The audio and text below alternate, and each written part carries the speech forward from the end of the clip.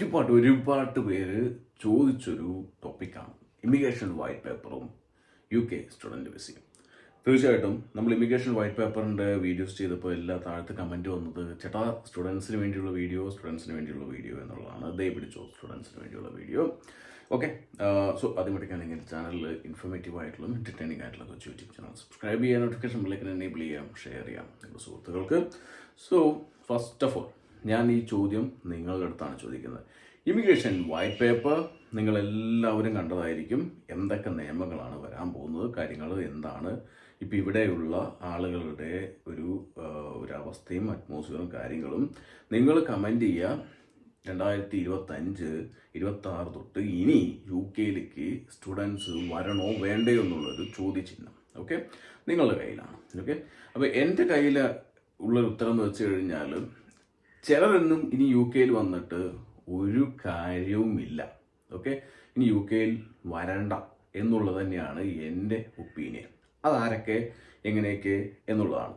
Okay, ഇനി തീർച്ചയായിട്ടും ഈ പറഞ്ഞ ഇമിഗ്രേഷൻ വൈറ്റ് പേപ്പറിന് മുമ്പ് തന്നെ നമുക്കറിയാം UK സാലറി ത്രെഷോൾഡ് വരുന്നതും അതിലൂടെ തന്നെ സാലറി കിട്ടാനാവാതെ സ്പോൺസർഷിപ്പ് തരാം എന്ന് പറഞ്ഞിട്ടുള്ള ആളുകൾക്ക് പോലും സ്പോൺസർഷിപ്പ് കിട്ടാതെ വെള്ളം കുടിച്ചുകൊണ്ടിരിക്കുന്ന സാഹചര്യം ഉണ്ടായിരുന്നു. അതിൻ്റെ ഇടയിൽ കുറച്ച് പേരെങ്കിലും എവിടെയെങ്കിലും സ്പോൺസർഷിപ്പ് നേടി എടുക്കുന്നുണ്ടായിരുന്നു എന്നുള്ളത് പച്ചയായ സത്യം തന്നെയാണ്. ഓക്കെ, എന്നാൽ വലിയൊരു ഭൂരിഭാഗം ആളുകളും സ്പോൺസർഷിപ്പ് ഇല്ലാതെ തന്നെ ആശങ്കയോടുകൂടി ജീവിക്കുന്ന ഒരു സാഹചര്യവും നമുക്ക് കാണാനായിട്ട് ഇടയായിട്ടുണ്ട്. ഓക്കെ, അതൊന്നും ഇല്ല എന്ന് പറയാൻ പറ്റില്ല. ഇല്ല എന്ന് പറയുവാണെങ്കിൽ ഞാനൊരു 500 ആൾക്കാർ ഞാൻ അങ്ങോട്ട് കാണിച്ചു തരും. ഓക്കെ, അപ്പോൾ സംഭവം എന്ന് വെച്ച് കഴിഞ്ഞാൽ ഇവിടുത്തെ സിറ്റുവേഷൻ എന്താണെന്ന് ചോദിച്ചു കഴിഞ്ഞാൽ ചെകുത്താൻ്റെയും കടലിൻ്റെയും നടുവിൽ എന്ന് പറയാൻ പറ്റില്ല, ചെകുത്താൻ്റെ വായ്ക്കകത്ത് എന്നുള്ളതാണ് നമുക്ക് പറയാൻ പറ്റുള്ളൂ.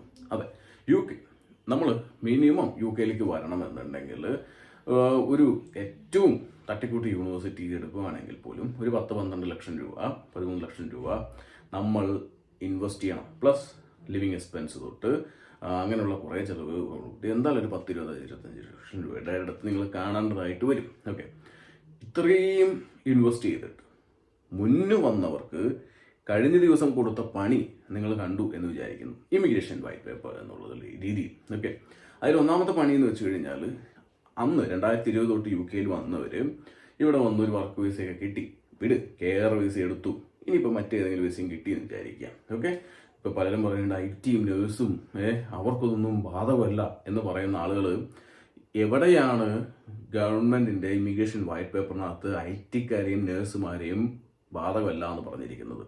ഏതെങ്കിലും തട്ടിക്കൂട്ട് ചാത്ത ന്യൂസ് പേപ്പറിൽ ഇല്ലെങ്കിൽ ആരെങ്കിലും എഴുതിയ ആർട്ടിക്കിളിൽ അതിനകത്ത് പറഞ്ഞു എന്ന് പറഞ്ഞിട്ട് ഒരിക്കലും വരരുത്.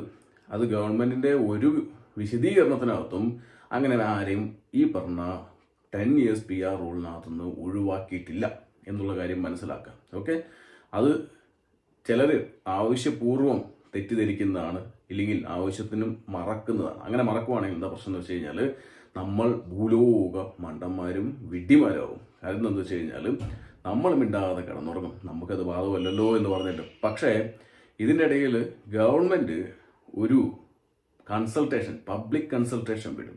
ആ സമയത്ത് നമ്മൾ അറിയ പോലും ഇല്ല, ഇല്ലെങ്കിൽ അറിഞ്ഞാൽ പോലെ നമുക്കൊന്നും ബാധകമില്ലല്ലേ, ഈ നാട്ടുകാരോട് മൊത്തം പറഞ്ഞാൽ നമുക്കൊന്നും ബാധകമില്ലല്ലേ, എല്ലാവരും കിടന്നുറങ്ങും. ചില ഇൻഫ്ലുവൻസേഴ്സ് ഇറങ്ങിയിട്ടുണ്ട്, വന്നു ഫേസ് ചെയ്തേ പറ്റൂ എന്ന് പറയുന്ന ചിലരുമുണ്ട്. ഓക്കെ, ഇവരുടെയൊക്കെ ഒരു കാര്യം എന്ന് വെച്ച് കഴിഞ്ഞാൽ ഇവർക്ക് ഒന്നാമത് ഇവിടെ വിസ സ്റ്റാറ്റസോ കാര്യങ്ങളൊന്നും ഇല്ല. ഇവർക്കൊക്കെ ഇനി വിസ എടുക്കേണ്ടതായിട്ടുണ്ടാവാം. ഓക്കെ, ഒന്നാമത് കാര്യം ഇവർ ചെയ്യുന്ന ഏറ്റവും വലിയ തെറ്റിദ്ധരിപ്പിക്കുന്ന കാര്യങ്ങളാണ്. വന്നു പെട്ടു അനുഭവിക്കുക എന്നുള്ളത്. അങ്ങനെയല്ല, ഇവിടെ വർക്ക് പെർമിറ്റ് കിട്ടിയിട്ടുള്ള ഇല്ലെങ്കിൽ ഒരു അനേകം ആളുകളുണ്ട്. ഇവർ നിങ്ങളുടെ വീഡിയോ കണ്ട് തെറ്റിദ്ധരിക്കപ്പെട്ടാൽ തീർച്ചയായിട്ടും ഈ പബ്ലിക് കൺസൾട്ടേഷനിൽ ആരും പങ്കെടുക്കില്ല. ഓക്കെ, പോയിന്റിലേക്ക് വരാം. അതായത് ഈ 2020 തൊട്ട് വർക്ക് വിസയിൽ കയറിയിട്ടുള്ള ആളുകൾക്ക് ഇപ്പോൾ ഈ ഒരു PR-ൻ്റെ പണി കൊടുക്കണമെന്നുണ്ടെങ്കിൽ തീർച്ചയായും നിങ്ങൾ ഒരു സ്റ്റുഡൻറ്റ് വിസ എടുത്ത് വന്നു കഴിഞ്ഞാൽ നാളെ അവന്മാർ എന്ത് പണി തരില്ല എന്ന് ഉറപ്പാണുള്ളത് എന്നുള്ള ചോദ്യമാണ് ഒന്നാമത്തെ കേസ്. ഓക്കെ, അവിടെ ഇരിക്കട്ടെ. ഇനി ഈ ഇമിഗ്രേഷൻ വൈറ്റ് പേപ്പറിനകത്ത് ഒരുപാട് ചേഞ്ചസ് വന്നിട്ടുണ്ട്. സ്റ്റുഡൻറ്റ് വിസയിലും ചേഞ്ചസ് വന്നിട്ടുണ്ട്, സ്കിൽഡ് വർക്കർ വിസയിലും ചേഞ്ചസ് വന്നിട്ടുണ്ട്. അതിൽ സ്കിൽഡ് വർക്കർ വിസയിൽ നമുക്ക് UK ഒരു ജോലി ലഭിക്കണമെങ്കിൽ മിനിമം ഡിഗ്രി ക്വാളിഫിക്കേഷൻ വേണം എന്നുള്ളതാണ്. RQF ലെവൽ 6 ആൻഡ് എബോ എന്നുള്ളതാണ്. നമുക്ക് ഇത്ര നാളും പിള്ളേരോട് ജോലിക്ക് കയറിയിരിക്കുന്നത് കെയർ വിസയിലാണ്. RQF ലെവൽ 6 താഴെയുള്ള ജോബാണ്. ഇനിയൊക്കെ ആ ലോ സ്കിൽ ജോബുകൾ UK ലഭിക്കുന്നതല്ല എന്നുള്ള കാര്യം കൂടി മനസ്സിലാക്കുക. ഇനിയിപ്പോൾ നിങ്ങൾ വന്ന് ഷെഫായിട്ട് ജോലിക്ക് കയറാം, ഞാൻ വന്നിട്ട് ഇനി കെയറായിട്ട് ജോലിക്ക് കയറാം, ഇനി ഞാൻ വന്നിട്ട് മാറി വേറെ എന്തെങ്കിലുമൊക്കെ അൺസ്കിൽഡ് കിട്ടുകയാണെങ്കിൽ അതിനകത്ത് കയറി വിസ എടുക്കാം എന്ന് വിചാരിച്ചാൽ നടക്കില്ല. RQF ലെവൽ 6 ആൻഡ് എബോവ് എന്നുള്ളതാണ് ഇനി ഇതിൻ്റെ ഒരു മിനിമം. ആ ഒരു ലെവൽ ജോലി നിങ്ങൾക്ക് ലഭിക്കണം ഒന്ന്.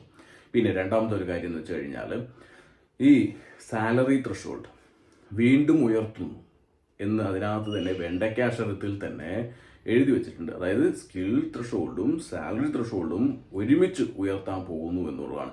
ഇപ്പം തന്നെ 38,700 പൗണ്ട് വെച്ചിട്ടേ ഇവിടെ ഒരാൾക്ക് ജോലി കിട്ടുന്നില്ല. ഇനി അത് 40,000 40 മേലേക്ക് പോയി കഴിഞ്ഞാൽ നിങ്ങൾക്ക് ജോലി കിട്ടും തോന്നുന്നുണ്ടോ? ഓക്കെ, ഇതൊക്കെ പോട്ടെ, ഇതൊരു വശം. നിങ്ങൾ ജോലിയാണ് ഉദ്ദേശിച്ചു വരുന്നുണ്ടെങ്കിൽ ഇതാണ് പച്ചയായ സത്യം.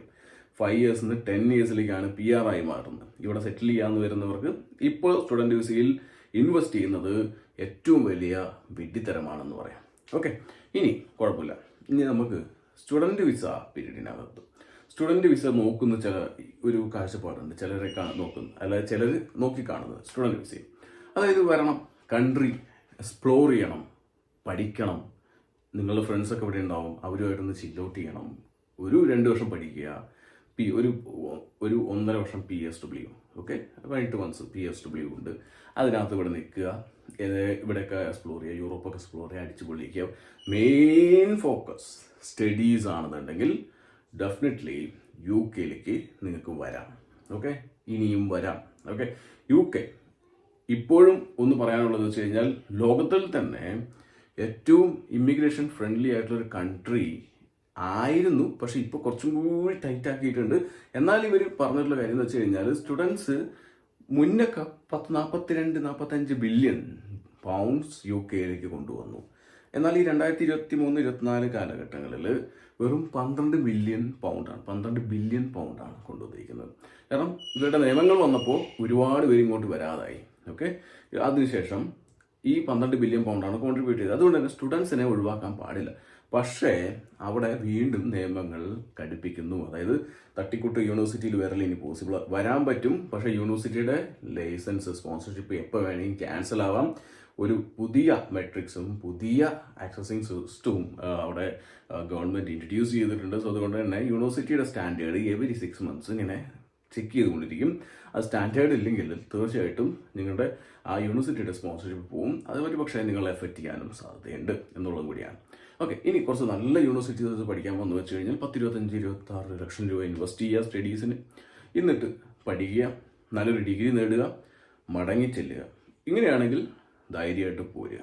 ഓക്കെ, അങ്ങനെയാണെങ്കിലേ പോരാവൂ. Okay, the immigration white paper 10 answered questions. ഇത് UK സ്റ്റുഡൻറ്റ് വിസ റിലേറ്റഡ് ആയിട്ടുള്ള ഇമിഗ്രേഷൻ വൈറ്റ് പേപ്പറിലെ ക്വസ്റ്റ്യൻസ് ആണ്. When will these changes be implemented എന്നുള്ള ഇതിൽ പറയുന്നുണ്ട്.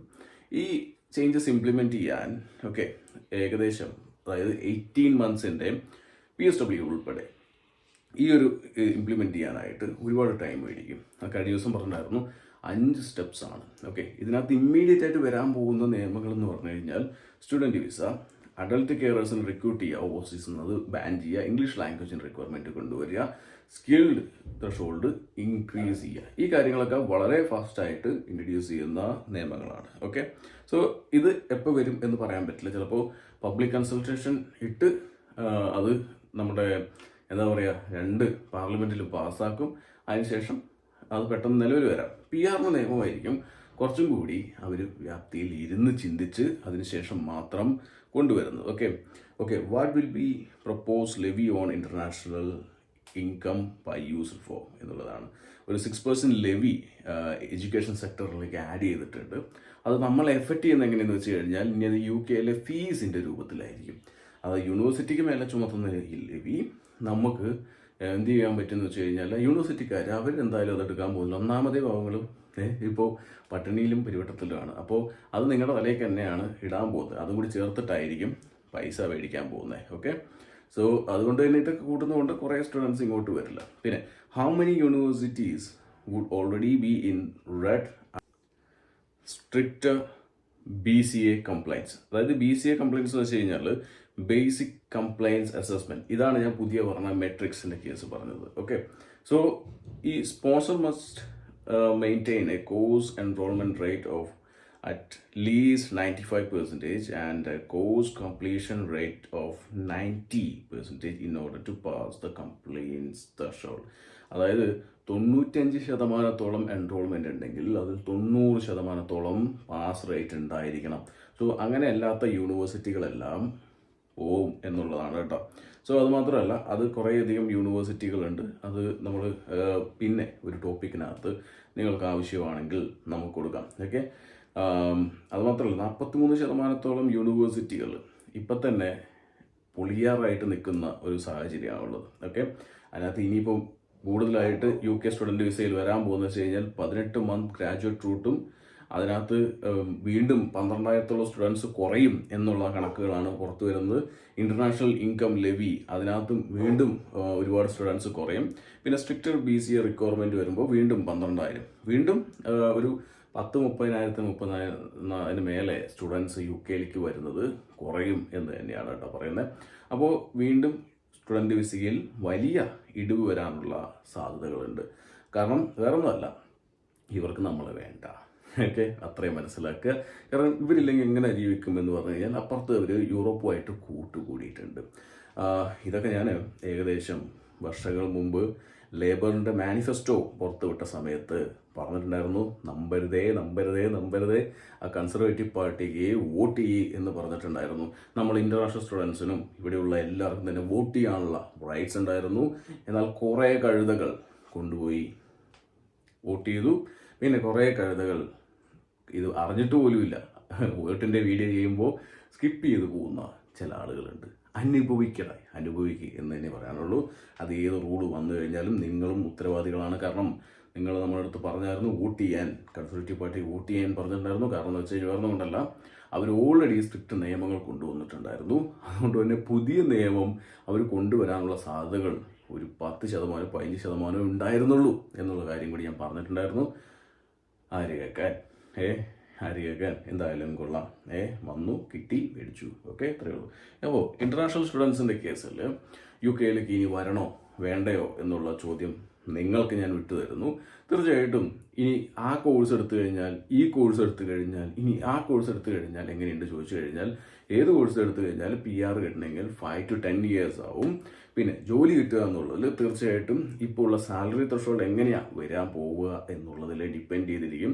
സാലറി ത്രെഷോൾഡ് വീണ്ടും ഉയർത്തുന്നു എന്നുള്ള രീതിയിലാണ്. അങ്ങനെ ഉയർത്തുവാണെങ്കിൽ വീണ്ടും ജോലി കിട്ടാനുള്ള സാധ്യതകൾ കുറയും. പിന്നെ വളരെ യൂണീക്ക് ആയിട്ടുള്ള ചില കോഴ്സുകൾക്ക് വേണ്ടി മാത്രം ആയിരിക്കണം ഇനി UK നിങ്ങൾ വരാനായിട്ട്. അല്ലാതെ മാനേജ്മെൻറ്റ് കോഴ്സുകൾ, അതേപോലെ തന്നെ നിങ്ങൾ കൊണ്ടുവരുന്ന മാനേജ്മെൻറ്റ് കോഴ്സുകളല്ലാതെ തന്നെ ഈ പബ്ലിക് ഹെൽത്ത്, അതേപോലെ തന്നെ കുറേ ചവറ കോഴ്സുകളുണ്ട്. മാനേജ്മെൻറ്റ് കോഴ്സുകൾ 80-90% ചവറ കോഴ്സുകളാണ്. ഓക്കെ, ഓപ്പണായിട്ട് പറയാം, 90-99% ചവറ കോഴ്സുകളാണ്. കാരണം മാനേജ്മെൻറ്റ് പഠിച്ചവർക്ക് ഒന്നില്ലെങ്കിൽ നിങ്ങൾ ഏതെങ്കിലും രാജ്യത്തിൽ അതേ മേഖലയിൽ എക്സ്പീരിയൻസ് ഉണ്ടായിരിക്കുക. ഒരു 5-10 വർഷം എക്സ്പീരിയൻസ് ഉണ്ടെങ്കിൽ ധൈര്യമായിട്ട് കോഴ്സ് എടുത്ത് വരാം. അതല്ലൊരു ഫ്രഷറാണ് എന്നുണ്ടെങ്കിൽ UK മാനേജ്മെൻറ്റ് കോഴ്സ് എടുത്ത് വരുന്നതിൽ ഒരർത്ഥവുമില്ല. ഓക്കെ, ആരെങ്കിലും വരാൻ നോക്കുന്നുണ്ടെങ്കിൽ നാട്ടിൽ നല്ല എക്സ്പീരിയൻസ് ആക്കി മാത്രം UK മാനേജ്മെൻറ്റ് കോഴ്സ് എടുത്ത് വരിക.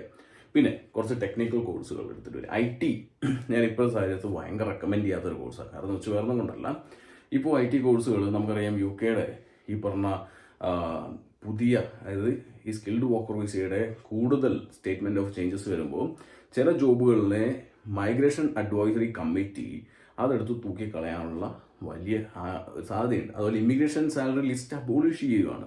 സോ അതിനകത്ത് കുറേ ജോബുകൾ നമുക്ക് സേഫ് സോൺ ആയിരുന്നു, ആ കോഴ്സ് പഠിച്ചാൽ മതിയായിരുന്നു. പക്ഷെ അതിപ്പോൾ അബോളിഷ് ചെയ്യുന്നു. അങ്ങനെ വന്നു കഴിഞ്ഞാൽ അതിനകത്ത് കോഴ്സുകൾ പഠിച്ചിട്ടും കാര്യമില്ലാത്ത അവസ്ഥയിൽ വരും. സോ പഠിക്കുവാണെങ്കിൽ ചില റെയർ കോഴ്സുകളുണ്ട്. ഓക്കെ, അത് നമ്മൾ വരുന്ന ദിവസങ്ങൾ നിങ്ങളിലേക്ക് എത്തിച്ചേരുന്നതായിരിക്കും. ഞാൻ ചെയ്തിട്ടുണ്ടായിരുന്നു ഒരു ഹെൽത്ത് ആൻഡ് സേഫ്റ്റിയുടെ കോഴ്സൊക്കെ ചെയ്തിട്ടുണ്ടായിരുന്നു ഒരു വീഡിയോ. അതിനകത്ത് അഡ്മിഷൻ വേണ്ടവരടുത്തൊക്കെ പറഞ്ഞത്. പക്ഷേ അതിനകത്ത് എക്സ്പീരിയൻസ് ഉള്ളവർ, ഹെൽത്ത് ആൻഡ് സേഫ്റ്റിയിൽ എക്സ്പീരിയൻസ് ഉള്ളവർ കൂടുതലും കോഴ്സ് എടുക്കാനായിട്ട് ശ്രമിക്കുക. അതുപോലെ തന്നെ ഇങ്ങനത്തെ പല ചില കോഴ്സുകളുണ്ട്, AI റിലേറ്റഡ് കോഴ്സുകളും കാര്യങ്ങളെല്ലാം ഉണ്ട്. സോ അങ്ങനെയുള്ള കോഴ്സുകളൊക്കെ വരുന്ന ദിവസങ്ങളിൽ നിങ്ങൾക്ക് അപ്ഡേറ്റ് ചെയ്യാൻ ആവശ്യമുണ്ടെങ്കിൽ. ഞാൻ എക്സ്പെക്റ്റ് ചെയ്യുന്നത് ഒന്നും അറിയാതെ ചുമ്മാ ഒരു കോഴ്സ് കൊടുത്തു, ഞാനൊരു കോഴ്സും പറഞ്ഞു നിങ്ങൾ കയറി വന്നു എന്നുള്ള സെറ്റപ്പ് നമുക്ക് ആവശ്യമില്ല. വരുമ്പോൾ നിങ്ങളുടെ റിസർച്ച് വളരെ ഇമ്പോർട്ടൻ്റ് ആണ്. യൂണിവേഴ്സിറ്റി, കോഴ്സ് റാങ്കിങ്, അങ്ങനെ പലതും വളരെ ഇമ്പോർട്ടൻ്റ് ആണ്. പിന്നെ ഇവിടുത്തെ സിറ്റുവേഷൻ അണ്ടർസ്റ്റാൻഡ് ചെയ്യുക ഏറ്റവും ഇമ്പോർട്ടൻ്റ് ആണ്. എന്നാൽ മാത്രം യു കെയിലേക്ക് ഒരു കോഴ്സ് എടുത്ത് വരിക. അങ്ങനെ എടുത്തിട്ട് അല്ലെങ്കിൽ വരണ്ട, യു കെയിൽ വരണ്ട. കാരണം നിങ്ങൾ ഇൻവെസ്റ്റ് ചെയ്യുന്ന പൈസ ഗവൺമെൻറ്റിൻ്റെ കണ്ണം തിരിവ് കാണുന്നത് നിങ്ങളെല്ലാം കാണുന്നുണ്ടല്ലോ. സോ അതുകൊണ്ട് തന്നെ മനസ്സിലാക്കി ചിന്തിക്കുക, അറിഞ്ഞ് പ്രവർത്തിക്കുക. വേറെ രാജ്യങ്ങളുമായിട്ട് നമ്മൾ വരും. യു കെ അല്ലെങ്കിൽ ഓക്കെ ആവുന്ന പല രാജ്യങ്ങളുണ്ട്, കൊണ്ടുവരും. കാണാം. ബൈ.